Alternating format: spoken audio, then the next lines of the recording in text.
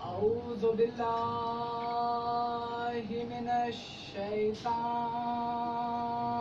اللعين الرجيم. بسم الله الرحمن الرحيم. الحمد لله رب العالمين. الصلاة والسلام على أشرف الأنبياء والمرسلين سيدنا ومولانا أبي القاسم محمد. اللهم صل على محمد وآل محمد وعلى أهل بيته الطيبين الطاهرين المعصومين المنتجبين المنتخبين. آمين يا إله العالمين. ولعنة الله على أعدائهم أجمعين. أما بعد. بسم الله الرحمن الرحيم. فقد قال الله تبارك وتعالى في كتابه المجيد وفرقانه الحميد. بسم الله الرحمن الرحيم. قل لا أسألكم عليه أجرا إلا المودة في القربى. اللهم صل على محمد وآل محمد. اللهم صل على محمد وآل محمد. تمام تعریفیں اس خدائے بزرگ و برتر کے لیے ہیں کہ جن کی نعمتوں کا سلسلہ جاری و ساری ہے، اور درود و سلام ہو ان ازوات مقدسات کے لیے کہ جن کے صدقے میں نعمت شکر جاری و ساری ہے. آج جو میں نے آیت کا کلام کیا ہے وہ سورہ شورى کی آیت نمبر 23 کا ایک حصہ ہے، جس میں جو ارشاد ہوتا ہے کہ قُل لَا أَسْأَلُكُمْ عَلَيْهِ أَجْرًا إِلَّا الْمَوَدَّةَ فِي الْقُرْبَى، کہ اے رسول کہہ دیجئے ان سے کہ ہم اجر رسالت میں کچھ نہیں چاہتے ہیں سوائے کہ آپ ہمارے قرابت داروں سے مودت کریں. اجر رسالت میں نہ سیاست چاہیے نہ کچھ چاہیے، صرف ان کے قرابت داروں سے محبت چاہیے. جب میرے رسول سے پوچھا گیا کہ آپ کے قربا سے کون مراد ہے، آپ کے قربا آپ کے قرابت داروں سے مراد کون ہے، تو میرے رسول نے فرمایا کہ میرے قربا یعنی میرے قرابت داروں سے مراد علی و فاطمہ اور ان کی آل ہے. ایک صلوات پڑھ دیں.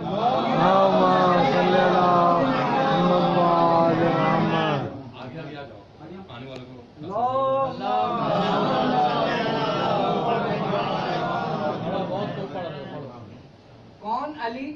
وہ علی جو عدل میں بادشاہ ہے. کون علی؟ یہ علی جو جنگ میں سب سے زیادہ جسے حیدر کرار کہا گیا، اتنا کرار ہے وہ علی. ان کے کچھ واقعات آپ کی نظر کرنا چاہتا ہوں کہ میرے مولا ایک بزم میں بیٹھے ہوئے تھے، صحابیوں کا بزم تھا. اس میں کسی نے اٹھ کر مولا سے سوال کیا. آپ نے یہ روایت ہزاروں مرتبہ سنی ہوں گی، لیکن خاص طور سے ذاکر جو ہے وہ اس روایت کا 33% حصہ ہی بتاتے ہیں، کیونکہ 33% حصہ ہی اتنا لذت والا ہے کہ لوگ آگے جاتے ہی نہیں ہیں. میں کوشش کرتا ہوں کہ آج اس روایت کے پورے حصے کو بتاؤں گا. مولا بیٹھے ہوئے ہیں، ایک بزم میں بیٹھے ہوئے ہیں، ایک صحابہ کھڑے ہوئے، انہوں نے مولا سے سوال کیا کہ مولا کون سے جانور ہیں جو انڈے دیتے ہیں اور کون سے جانور ہیں جو بچے دیتے ہیں؟ آپ کا سنا ہوا واقعہ ہے. تو مولا نے جواب دیا کہ وہ جانور جن کے کان باہر کی طرف نکلے ہوئے رہتے ہیں وہ بچے دیتے ہیں، اور جن کے کان اندر کی طرف رہتے ہیں وہ انڈے دیتے ہیں۔ یہ جواب آپ کے لیے آسان تھا کیونکہ علی نے بتا دیا۔ اگر آج علی نہیں بتاتے تو یہ جواب آسان نہیں لگتا۔ 14 نے بتا دیا اس لیے اللہ بھی آسان لگتا ہے۔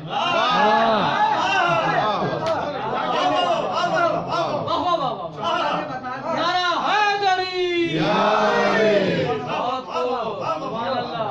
14 نے بتا دیا اس لیے اللہ آسان لگتا ہے، ورنہ ہم وہی لوگ ہیں جو ایک زلزلے سے اپنا ایمان کھو بیٹھے گے۔ اگر کل امام حسین 72 شہید کے لاشیں کے بیچ میں اگر وہ سجدہ نہیں کرتے تو ہمارا خدا کے اوپر کوئی ایمان نہیں رہتا۔ انہوں نے بتایا، انہوں نے آسان کیا تو یہ آسان ہے، ورنہ یہ آسان نہیں ہے۔ اور آپ کو اگر یقین نہیں ہوتا تو آپ یہ سوال کسی اور سے کر کے دیکھیے گا، کسی غیر شیعہ سے کر کے دیکھیے گا، تو وہ نہ جانے کتنی کتابیں کھولنے لگے گا اور پھر بھی صحیح جواب نہیں دے پائے گا۔ پھر میرے مولا نے جب جیسے ہی جواب دیا تو وہاں ایک خاموشی طاری ہو گئی، لیکن اسے رہا نہ گیا، ایک دوسرا صحابی پھر کھڑا ہوا۔ یہ دیکھیں 33% حصہ یہاں تک ذاکر اکثر بیان کرتے ہیں، اب اس کے آگے کا حصہ کہ پھر ایک صحابی کھڑا ہوا، انہوں نے پھر سے وہی سوال کو دہرایا کہ مولا یہ بتائیے کہ کون سے جانور ہیں جو انڈے دیتے ہیں اور کون سے جانور ہیں جو بچے دیتے ہیں؟ تو میرے مولا نے پھر جواب دیا، لیکن ساحل بدل گیا تھا تو مولا نے خیرات بھی بدل دی۔ مولا نے جواب دیا کہ وہ جانور جو اپنے بچوں کو دودھ پلاتے ہیں، وہ اپنے بچوں کو دودھ پلاتے ہیں، وہ بچے دیتے ہیں، اور جو جانور اپنے بچوں کو دانا چگواتے ہیں وہ انڈے دیتے ہیں۔ اگر اس مجمع میں کوئی ایسا جانتا ہے جو ان سب باتوں کو متفق نہیں ہے تو وہ کہہ سکتا ہے۔ یہ جواب دیا مولا نے، پھر وہاں پہ خاموشی طاری ہو گئی، کوئی کچھ نہیں کہہ پا رہا ہے، لیکن اشارہ ایک دوسرے کو کونی ماری، اور ان کو یہ پتا تھا کہ یہ جواب بالکل صحیح ہے اور وہ سوچنے بیٹھ گئے۔ لیکن اس کے بعد کیا ہوا کہ ایک اور صحابی کھڑا ہوا، انہوں نے مولا سے پھر سیم سوال دہرایا، ایک ہی سوال کو پھر سے دہرایا کہ مولا یہ بتائیے کہ کون سے جانور ہیں جو انڈے دیتے ہیں اور کون سے جانور ہیں جو بچے دیتے ہیں؟ میرے مولا نے پھر جواب بدل دیا، ساحل بدلا خیرات بدل گئی۔ میرے مولا نے پھر جواب دیا بدل کے کہ وہ جانور جو اپنے غذا کو چبا کر کھاتے ہیں وہ بچے دیتے ہیں، اور وہ جانور جو اپنے غذا کو انڈے دیتے ہیں۔ خاموشی اتنی طاری ہوئی کہ اب کسی کے اندر یہ ہمت نہ ہوئی کہ اس سوال کو واپس پوچھے۔ تو میرے مولا کھڑا ہوا اور میرے مولا نے یہ کہا کہ میں امیر المومنین ابو طالب کا بیٹا اس بات کی گواہی دیتا ہوں کہ اگر تم سب قیامت تک بھی اسی سوال کو دہراؤ گے تو میں اس سوال کا مختلف جواب دوں گا۔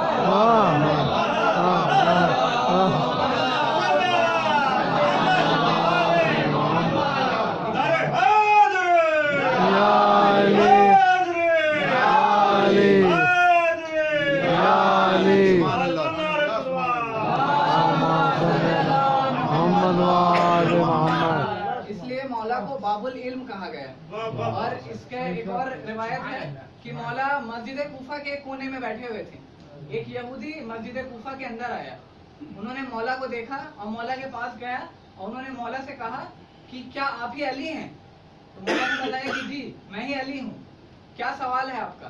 تو میرے مولا نے کہا کہ کیا وجہ ہے کہ آپ کے اندر اتنا علم ہے کہ آپ سے کوئی بھی سوال پوچھا جائے، کبھی بھی پوچھا جائے، کسی بھی جگہ پوچھا جائے آپ اس کا جواب دے دیتے ہیں، کیا بات ہے؟ تو میرے مولا کے پاس اتنی بات تھی کہ وہ کہہ سکتے تھے کہ میں امام ہوں، کہہ سکتے تھے کہ میں ابو طالب کا بیٹا ہوں، کہہ سکتے تھے کہ میں معصوم ہوں، لیکن مولا نے یہ جواب نہیں دیا۔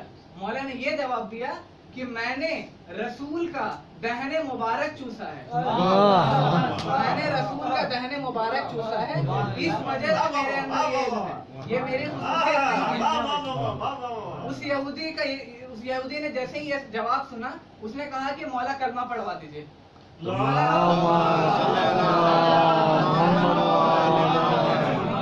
مولا نے کہا اتنی جلدی کلمہ؟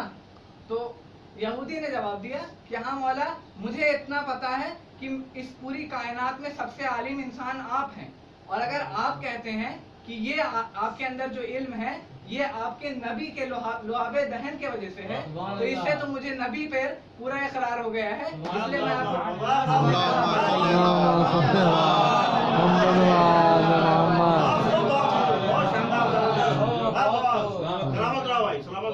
جیسے ہی یہ یہودی باہر نکلا ویسے ہی ایک صحابی کھڑا ہوا، یہودی جیسے ہی دروازے سے باہر نکلا ایک صحابی کھڑا ہوا تو اس نے کہا کہ مولا آج تو اصلیت پتہ چل گئی، آج تو اصلیت پتہ چل گئی کہ یہ آپ کی کوئی قابلیت نہیں ہے، یہ تو رسول کا لعاب دہن ہے جو بولتا ہے، کیونکہ آپ نے ہی ابھی فرمایا کہ یہ تو رسول کا لعاب دہن ہے۔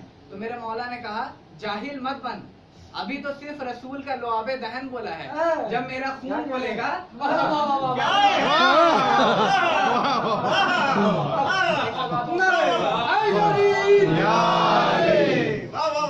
زبردست شاندار اللهم صل على محمد وآل محمد چمن کلی کلی علی علی علی علی نگر نگر گلی گلی علی علی علی علی ارے کہتے ہی ہر بلا ٹلی علی علی علی علی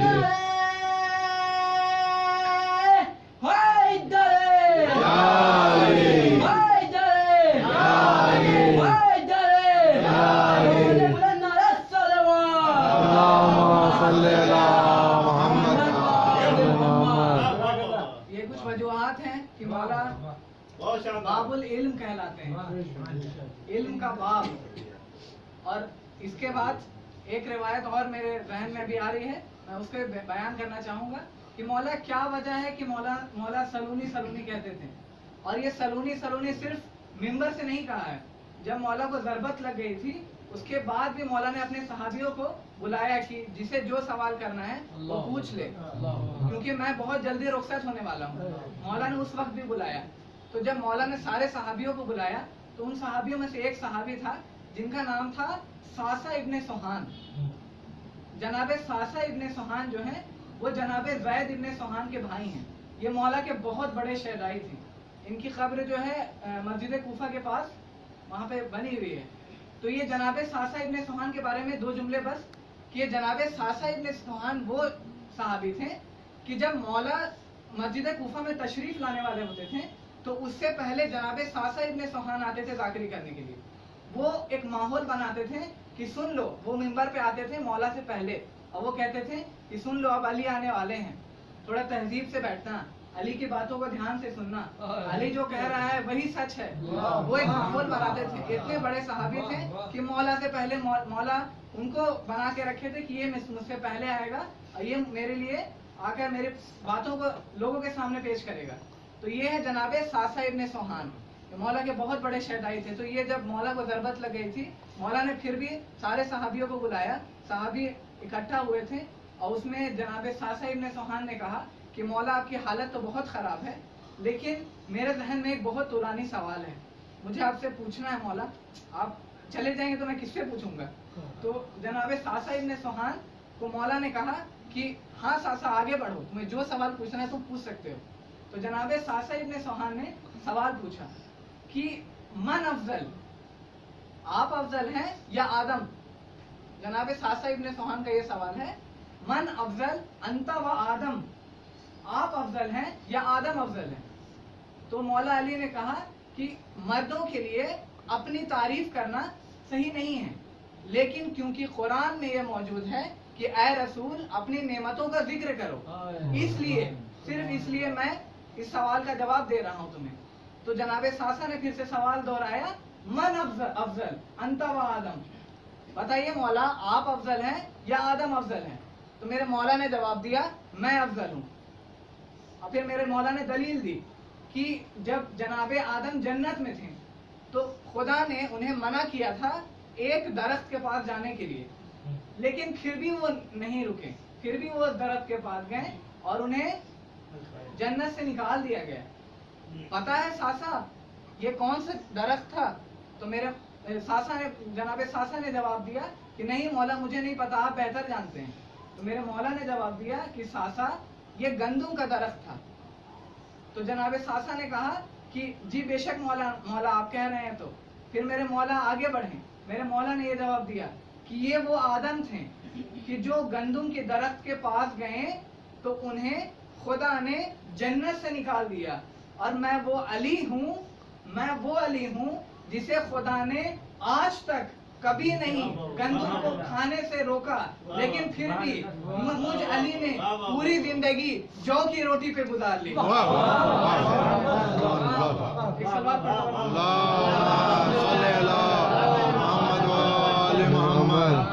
جناب ساسا ابن سوہان آگے بڑھے. جناب ساسا ابن سوہان نے اگلا سوال پوچھا, من افضل وانت نوح, مولا آپ افضل ہیں یا نوح افضل ہے؟ تو میرے مولا نے جواب دیا میں افضل ہوں. جناب ساسا نے کہا کیسے آپ افضل ہیں مولا, اس کے بارے میں تھوڑی دلیل دیجئے. تو میرے مولا نے فرمایا کہ نوح وہ ہیں جنہوں نے 950 سال تبلیغ کی. 950 سال تبلیغ کرنے کے باوجود ان سے آخری وقت پر یہ نکلا, یہ قرآن میں لکھا موجود ہے کہ اے اللہ یہ مشرک ہیں, یہ ظالم ہیں, انہیں نیست و نابود کر دے, جتنے کافر ہیں سب کو مار دے, سب کو ختم کر دے. یہ ایسے مشرک ہیں کہ اپنے بچوں کو جنم دیتے ہیں انہیں بھی مشرک بنا دیتے ہیں, میری محنت رائے گا چلی جائے گی, مولا ان سب کو مار دے. جناب نوح یہ دعا کرتے ہیں, یہ بد دعا کرتے ہیں ان مشرک کے لیے. اور پھر مولا نے فرمایا کہ اور دوسری طرف میں علی جو رسول کی شہادت کے بعد 25 سال ان سے بڑا ظلم ہوا مجھ پر, لیکن میں نے کبھی بھی ان لعینوں کے لیے بد دعا نہیں کیا, اس لیے میں افضل ہوں نوح سے. ایک صلوات اور پڑھ دیں. اللہم صلی علی محمد و آل محمد. پھر جناب ساسا ابن سوہان آگے بڑھے. انہوں نے پھر سوال کیا کہ مولا من افضل انت و ابراہیم, مولا آپ افضل ہیں یا ابراہیم افضل ہے؟ میرے مولا نے فرمایا میں افضل ہوں. دلیل مانگی جناب ساسا ابن سوہان نے. تو میرے مولا نے فرمایا کہ یہ وہ ابراہیم ہے جو قرآن میں موجود ہے, یہ وہ ابراہیم ہے جنہوں نے خدا سے دعا کیا کہ مجھے پورا یقین ہے کہ تو مردوں کو زندہ کرتا ہے, مجھے پورا یقین ہے کہ تو مردوں کو زندہ کرتا ہے, لیکن اطمینان قلب کے لیے مجھے مردوں کو زندہ کر کے دکھا دے. جناب ابراہیم کی یہ دعا موجود ہے کہ اے خدا مجھے یقین ہے کہ تو مردوں کو زندہ کرتا ہے, لیکن اطمینان قلب کے لیے میرے سامنے مردوں کو زندہ کر کے دکھا دے. اور یہ مولا علی ہیں جنہوں نے کئی مقام میں یہ بات فرمایا کہ اگر آسمان اور زمین کے بیچ میں ساری حجابات کو ہٹا دیا جائے پھر بھی جو یقین خدا کے لیے آج میں رکھتا ہوں وہی یقین خدا کے لیے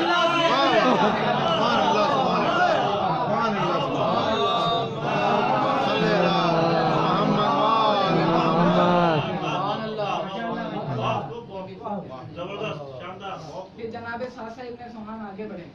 جناب ساسا ابن سوہان نے پھر اگلا سوال پوچھا. جناب ساسا ابن سوہان نے پوچھا مولا من افضل انت و موسیٰ, مولا آپ افضل ہیں یا موسیٰ افضل ہیں؟ تو میرے مولا نے فرمایا کہ میں افضل ہوں.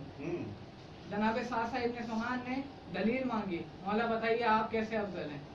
تو میرے مولا نے فرمایا کہ جناب موسیٰ اپنی ہیبت کے لیے مشہور تھے, اتنی ہیبت تھی, ہیبت کے لیے بہت مشہور تھے جناب موسیٰ. لیکن جب فرعون اپنی گندگی, جب فرعون جو ہے اپنے آپ کو خدا کہنے لگا تھا تو خدا کا ایک فرمان آیا تھا کہ جاؤ موسیٰ فرعون کے دربار میں اور اسے نیست و نابود کر دو. لیکن جناب موسیٰ اتنے ہیبت والے تھے, لیکن پھر بھی موسیٰ کی ہمت نہیں گئی. موسیٰ نے دعا کیا کہ اے خدا مجھے جناب ہارون کا سہارا دے دے, میں جناب ہارون کے ساتھ جانا چاہتا ہوں, کیونکہ اگر میں اکیلے وہاں گیا, میں نے اپنے عصا کو زمین پہ پٹکا اور اگر ان کا فرعون کا ایک بھی سپاہی مارا گیا تو فرعون مجھے مار دے گا. اتنے ہیبت والے موسیٰ وہ بھی ڈر رہے تھے جانے سے. اور دوسری طرف میرے مولا علی ہیں جنہوں نے فرمایا کہ وہ میں علی ہوں کہ جنہیں رسول نے کہا مکے میں جا کر کہ اعلان برت کر دو, وہاں کے سارے مشرکین میرے مولا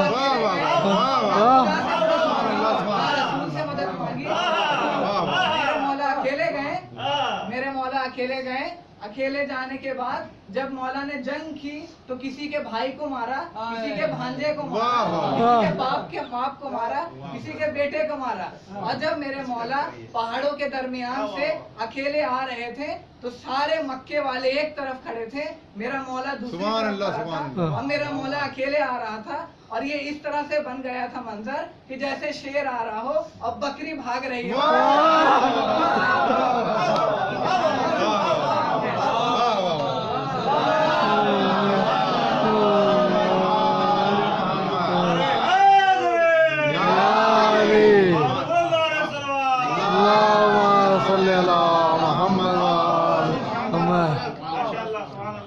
یہ میں ہی تھا جو میں اکیلے آیا تھا, نہ میں نے کسی سے مدد مانگی تھی, نہ میں نے کسی کا ساتھ مانگا تھا. میں نے اکیلے پورے مکے میں جا کر اعلان برت کیا تھا, اکیلے جنگ کی تھی. جناب ساسا آگے بڑھے. جناب ساسا نے ایک اور سوال کیا, آخری سوال.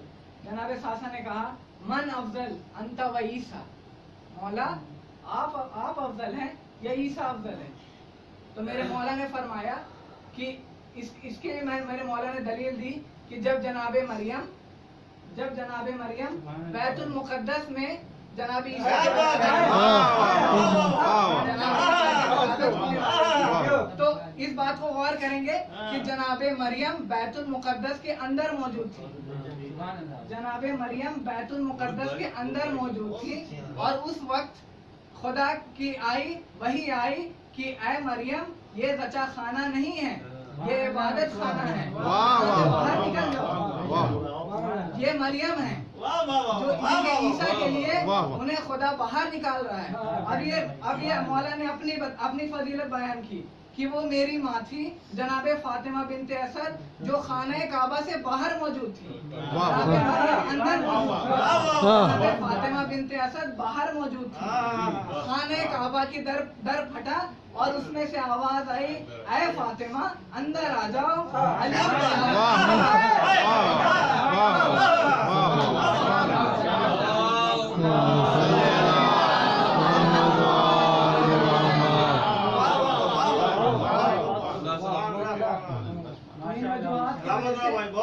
میرے مولا افضل ہے, میرے مولا نوح سے بھی افضل ہے, میرے مولا آدم سے بھی افضل ہے, میرے مولا موسیٰ سے بھی افضل ہے, میرے مولا ابراہیم سے بھی افضل ہے, میرے مولا عیسیٰ سے بھی افضل ہے.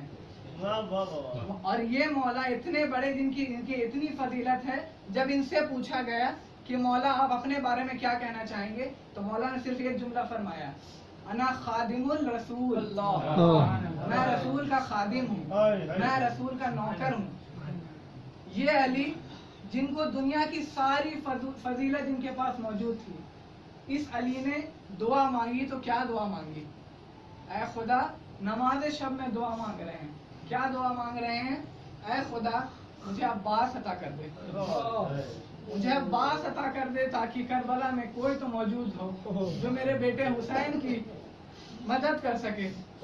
اس عباس کی دعا مانگی ہے. کون ہے یہ عباس؟ ان کی فضیلت کیا ہے؟ صرف جنگ کے لحاظ سے نہیں, ان کی بہت فضیلتیں ہیں. ان کی ایک فضیلت میں بیان کرتا ہوں کہ جو سب سے پہلے درجہ میں محبت آتی ہے, سب سے پہلے درجے میں محبت آتی ہے. محبت سے ایک درجے اوپر آتی ہے مودت سے جیسے جیسے درجہ بڑھتا ہے اور جو ان درجوں کی معراج پہنچتی ہے اسے ہم کہتے ہیں عرفان. اور میرے مولا عباس کا ایک لقب ہے باب العرفان, عرفان کے باب ہیں مولا عباس. اتنا علم تھا کہ کچھ کہا نہیں جا سکتا مولا عباس کا. تو لیکن مولا عباس کے ساتھ بہت بے کسی ہوئی, بہت مظلومیت ہوئی مولا عباس کے ساتھ.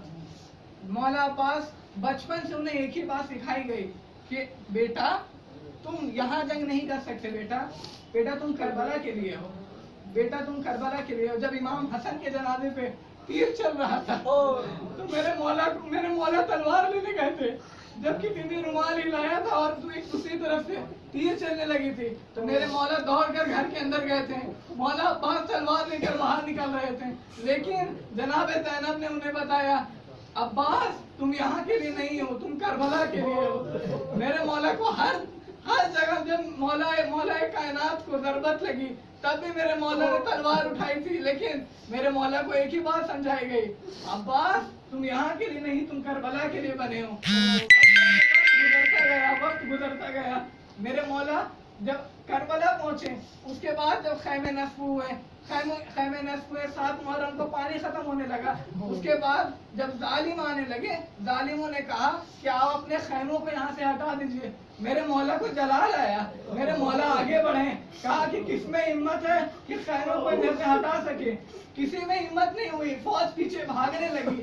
میرے مولا حسین نے دیکھا کہ عباس جلال میں ہے، عباس اگر آج جنگ کرنے لگے تو ان کوئی نہیں بچے گا، جنگ کا نقشہ الٹ جائے گا۔ میرا عباس، میرے مولا نے دیکھا تو میرے مولا دوڑ کر جناب زینب کے پاس آئے، انہیں کہا کہ عباس کو روک لو۔ جناب زینب نے دادی فضہ سے یہ بات کہلوائی کہ عباس کو ان کی بہن بلا رہی ہے، جناب زینب بلا رہی ہے۔ جناب زینب کے پاس آئے مولا عباس، جناب زینب نے کہا مولا عباس کو کہ عباس یہ یہاں پہ جنگ ہمیں نہیں کرنی ہے۔ میرے مولا نے کہا آپ تو ہمیشہ تو فرماتی تھی کہ ہم کربلا کے لیے ہیں، آج تو کربلا آ گئی ہے، آج تو کربلا آ گئی ہے، اب تو جنگ کرنے دیجیے۔ لیکن جناب زینب نے کہا کہ میں اپنے بالوں کو کھول دوں گی اگر تم جنگ کرو گے۔ میرے مولا نے اس تقدس کے لیے اپنی تلوار کو توڑ دی، مولا باہر نکلے، وقت بڑھتا گیا، شب عاشور آئی، مولا عباس، حضرت علی اکبر اور امام علی ابن حسین چوتھے امام کے ساتھ موجود ہیں اور اب جنگ کا نقشہ بیان کر رہے ہیں کہ کیسے ہمیں جنگ کرنا ہے۔ میرے مولا نے کہا حضرت علی اکبر کو، اکبر دیکھو یہ فوج جو ہے یہ 4 حصے میں ہم نے بانٹی ہے، اس فوج کے ایک حصے سے تم جنگ کرو گے اکیلے، اس فوج کے دوسرے حصے سے یہ امام علی ابن حسین چوتھے امام سجاد جنگ کریں گے، اور یہ جو تیسرا حصہ ہے، یہ جو تیسرا اور چوتھا حصہ ہے، اس سے میں اکیلے جنگ کروں گا۔ اور جیسے ہی مولا عباس نے یہ تدبیر بیان کی، مولا عباس کی بات سن کر امام حسین اس سمے وہاں پہنچ گئے۔ امام حسین نے کہا عباس کل کی جنگ کا نقشہ تم نہیں تیار کرو گے، کل کی جنگ کا نقشہ میں تیار کروں گا۔ عباس نہیں رونے لگے، لیکن عباس آقا سمجھتے تھے، آقا کہتے تھے۔ عباس نے سر جھکا لیا، مولا نے جو بتایا مولا کے اسی حساب سے انہوں نے کیا۔ اب مولا عباس کے اوپر 3 ایسے ظلم ہوئے ہیں جہاں پہ مولا عباس کی بے کسی کی انتہا ہو گئی ہے۔ مولا عباس جب کربلا میں موجود تھے، صحابی جا رہے تھے، قربان ہو کر واپس آ رہے تھے، ایک جاتا گیا قربان ہو کر واپس آتا گیا۔ اب باری آئی تھی اون محمد کی، وہ عباس جس نے اون محمد کو اپنی گودی میں کھلایا تھا، وہ عباس یہ دیکھ رہا تھا۔ عباس کی شہادت سے بڑی افسوس عباس کے لیے یہ تھی کہ عباس دیکھ رہے تھے اور مولا جو ہے اونا محمد کو سوار کر رہے تھے۔ اونا محمد جب آگے بڑھنے لگے تو عباس سے دیکھا نہ گیا، انہیں میں نے ہی پایا تھا، اب یہ میرے سامنے شہید ہونے کے لیے جا رہے ہیں۔ عباس سے رہا نہ گیا، عباس نے مولا سے اجازت مانگی، مولا نے اجازت نہیں دی، کہا تم تو میرے فوج کے علمدار ہو۔ عباس پھر واپس آ گئے۔ عباس نے پھر دیکھا کہ اب اکبر شہید ہونے جا رہے ہیں، دھیرے دھیرے کر کے سب شہید ہوتے گئے۔ عباس کو سمجھ میں نہیں آ رہا تھا کہ مجھے مولا اجازت کیوں نہیں دے رہے، مجھ سے کیا خطا ہو گئی ہے۔ عباس نے دیکھا کہ یہ خیمے سے التش کی صدا آ رہی ہے۔ مولا نے سوچا کہ یہی وقت ہے کہ میں جناب سکینہ کو لے کر جاتا ہوں اور میں جناب سکینہ کا واسطہ دوں گا، مولا ضرور مان جائیں گے۔ جناب سکینہ کو لے کر مولا عباس امام حسین علیہ السلام کے پاس پہنچے، انہیں کہا کہ اگر مولا مجھے جنگ کی اجازت نہیں دیتے ہیں تو ٹھیک ہے، لیکن کم سے کم مجھے پانی لانے کی تو اجازت دے دیجیے۔ میرے مولا دیکھ رہے تھے اور انہوں نے کہا عباس تم نے بڑا اچھا بہانہ ڈھونڈا ہے، میں کچھ نہیں کہہ سکتا، عباس تم نے بہت اچھا بہانہ ڈھونڈا ہے۔ اس کے بعد مولا عباس جنگ کرنے کی اجازت نہیں ملی، صرف پانی لانے کی اجازت ملی۔ ایک ٹوٹا ہوا نیزہ ملا اور مشکیزہ ملا۔ میرے مولا जैसे ही नहर फुरात की तरफ पहुंचे तो पूरी फौज जो है भागने लगी और जो है कूफे की दीवारों से टकराने लगी। मेरे मौला का वो जलाल था। उसके बाद मौला ने पानी भरा, मशकीरे में पूरी पानी भरा। उसके बाद अपने आप में बाबा से कहा कि मैं तो पानी नहीं पीऊंगा, कम से कम तू अपनी प्यास बुझा ले। अब पे बाबा ने सर हिला दिया, कहा रसूलुल्लाह दी अगर प्यासी रहे और मैं पानी पी लूं, ये मुमकिन नहीं है। मौला अब्बास ने अब्बे बाबा को देखा, उस पे सवार हुए। मौला अब्बास वापस आने लगे, खैमे की तरफ वापस आने लगे। अश्कियों ने देखा कि यहाँ मौला के हाथ में ना ही तलवार है ना ही कुछ है। जैसे ही उन्होंने देखा, उनके इतनी भी हिम्मत नहीं थी कि कोई तलवार लेकर आए, क्योंकि मेरे मौला वही थे जो 2 उंगलियों से खुद से खींचते थे। ये मौला अब्बास, इसलिए उन्होंने तीर की बारिश चालू कर दी। तीर चलता गया, तीर चलता गया। मौला में हजारों तीर लगा, लेकिन मौला नहीं रुके। मौला के दिमाग में सिर्फ एक ही बात थी, किसी तरह पानी खैमे तक पहुंच जाए। मौला नहीं रुके, मौला तेजी से जा रहे हैं। मौला का दाहिना बाजू खत्म हुआ, मौला नहीं रुके। मौला का बायां बाजू खत्म हुआ, मौला नहीं रुके।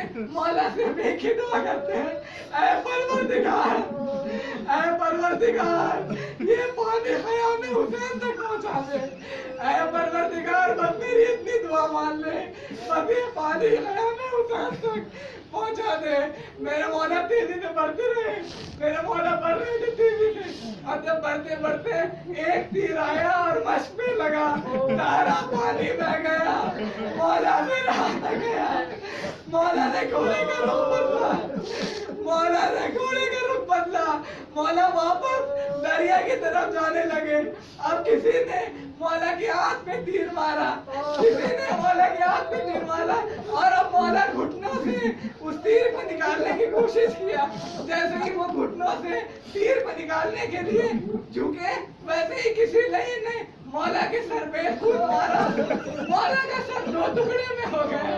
अब जब कोई घुड़सवार कितने शहीद हुए, जब देख कोई घुड़सवार गिरा है वो अपने हाथों के बल गिरा है। लेकिन मेरे मौला ये बेकर्मी थी कि मेरे मौला हाथों के बल कैसे गिरते, उनके हाथ ही मौजूद नहीं थे। मौला अपने मुंह के बल गिरे। इमाम हुसैन दौड़े, और उसके बाद वो सारा वाक़या को मैं आगे छोड़ देता हूँ। उसके बाद जब शामे गरीबा आई, बीवियों के सर से चादरें छीनी जा रही थी, खैमे जलाए जा रहे थे, बिस्तर में आग लगाई जा रही थी, सब कुछ देख रहे थे। उसके बाद क्या हुआ, किसी नई ने जनाब ज़ैनब की चादर को नेज़े के बल से छीना। किसी ने जनाब ज़ैनब की चादर को नेज़े के बल से छीना, और उसके बाद उसने जुल्म की इंतहा कर दी। उसने उस चादर को लिया, अपने घोड़े पे सवार हुआ, फुरात की तरफ गया। अब्बास के लाशे के सामने उस चादर को दिखाया और कहा, अब्बास, बहुत यकीन था तुम्हें, बहुत यकीन था तुम्हें अपने बहनों की चादर का। ये है तुम्हारे बहन की चादर, मेरे पास है, मेरे पास है।